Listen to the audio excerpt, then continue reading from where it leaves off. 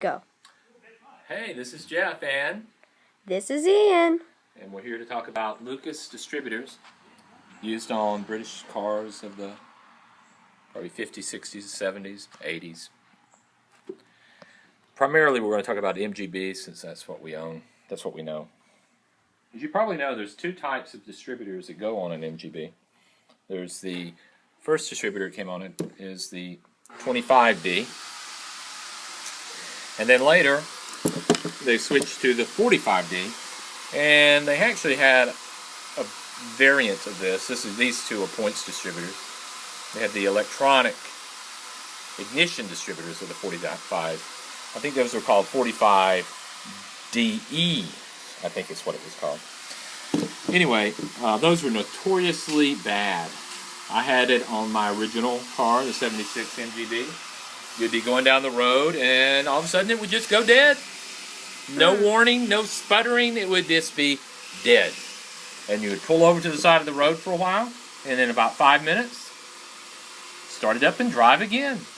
And after a while, I got tired of that, and I installed a points distributor, which was the 45D, which is this here. All right, well, let's talk about some of the numbering on these distributors. There's some things that you probably know about.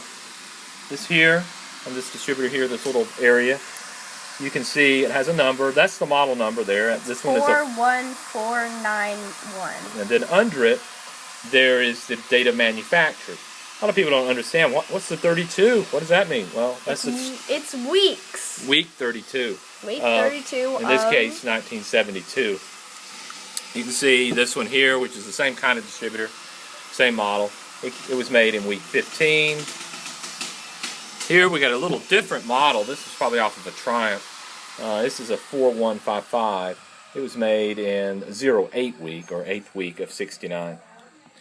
Okay, the 45B does the same thing. It's just in a little different location. This one's week 33, 1974. This one is week 31 of 1978. All right, so that's kind of the model numbers for the distributors. Now, the actual advanced system also has numbers on it. It's going to be very hard to see, but there's a model number on it. I'm going to try to read it. And then there's also above it a set of numbers. In this case, it's probably impossible to see, but it's a 10-15-5. And what that means, the first number is when the advance starts. So it starts at 10, inches of mercury. It ends at 15 inches of mercury for a total advance of 5 degrees. Other ones have different advances. This one here has a 4, 6, 4, and so it starts the advance at 4 inches of mercury, and then goes to 6, the maximum, for a total of 4 degrees of advance. So you got different types. Usually that first number, if it's a very high number like 10, that means it's a manifold advance. That means you plug it directly into the manifold. If it's a small number for the first number, then that means it's a port advance, and usually there's a port on some carburetors that have that, like the Weber DGV, which I run. All right, so those are some of the numbering. Let's look at some of the physical differences. They look very different as far as how the caps and the shape. But actually they're interchangeable in the MGB. So a 25D and a 45D are interchangeable in the car. You can plug it in and it works just the same. Of course, the degrees of advance are going to be different between different models of the distributors. So let's take, for example, let's look at this one. This is a 45D. And you can see it's going to be pretty much impossible for probably getting on camera, but if you look down in this area here and turn it to where you can see the advanced numbering, the actual plates. Oh, it's right there. You can't see the numbers, guys, except it's edged in there at least. Right. You can probably see anyway, it's deep in there. You can see the number on the weights that do the advance, and this one has 12, which means it has 12 degrees of distributor advance on the centrifugal weight that's used to distribute it. This is being a 45D model 41416. So you get 12 degrees of distributor advance. You would obviously multiply that by 2 for a crankcase advanced, so it would be twice that, or 24 degrees total on the, is measured from the crankcase or the crankshaft. Now, let's see if anything else that we can talk about. Well, let's talk about some of the wear that can happen to these distributors. The shaft on these are notorious for wearing out as far as the bushing. Now, this one here, you can see I'm shaking it from side to side, the actual shaft. Almost no movement at all. This is an excellent shape. Let's pick up one of these eBay, trash yacht models. You can probably hear it. It's moving that much. This one is obviously worn out. There's an excellent person that rebuilds these, Advanced Distributors. I think it's Jeffrey Schrimmer.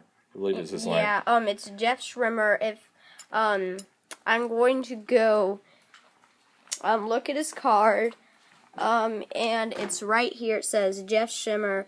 Slimmer. Advanced Distributors, Rebuild and Recurve Specialist. So, yeah, that's the guy that that basically made these distributors awesome. No, he rebuilt this one. Does an excellent job. He's built, I think, rebuilt 3 that I've used. This one here, actually, I've probably got 40,000 miles on it, and it is pretty much time for another rebuild. They will last maybe up to 50,000 max. And I don't care who does it or who does the maintenance on it as far as the rebuild. These distributors will just wear out no matter what you do. You have to have that bushing replaced occasionally. So that's pretty much it. You got to talk to you a little bit about the different types of distributors on the MGB, the numbering system that they use, the different advances as far as the vacuum advances and the numbering that's used on it. And that's pretty much all I know about them. The only key thing I think you should have, I think you should always have 2 distributors if you're going to run one of these cars. And what you do is you would keep one basically in the boot, and that works. And if you have a problem with it, you can just exchange it out on the road real easily. As well as you just take one out when you're changing the points, and just take it out, change the point, slip the other one right back in. And then take your time, cleaning up the distributor and everything before you put it in the boot again. You just keep switching them out that way. That's what I do, because trying to change the points in the car is not very smart way to go. So that's our topic for today, is talking about Lucas distributors on the MGB. Hope you have a great day. See ya. Bye, guys.